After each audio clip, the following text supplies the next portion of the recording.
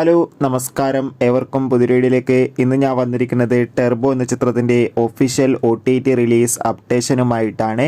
വീഡിയോയിലേക്ക് മുമ്പ് video like ചെയ്യുക, ചാനൽ സബ്സ്ക്രൈബ് ചെയ്യാൻ വേണ്ടി ശ്രമിക്കുക. വൈശാഖിൻ്റെ സംവിധാനത്തിൽ മമ്മൂട്ടി, രാജീവ് ബി ഷെട്ടി, അഞ്ജന ജയപ്രകാശ്, ബിന്ദു പണിക്കർ എന്നൊക്കെ പ്രധാന കഥാപാത്രങ്ങളായ ചിത്രമായിരുന്നു ടെർബോ. ചിത്രത്തിന് അതിഗംഭീരമായ റെസ്പോൺസ് തന്നെയായിരുന്നു സ്വന്തമാക്കാൻ വേണ്ടി സാധിച്ചിട്ടുണ്ടായിരുന്നത്. അതുകൊണ്ട് തന്നെ എല്ലാ സിനിമാ പ്രേമികളും ഒരേപോലെയായിരുന്നു ടെർബോ എന്ന ചിത്രത്തിൻ്റെ OTT റിലീസിനായി കാത്തിരുന്നത്.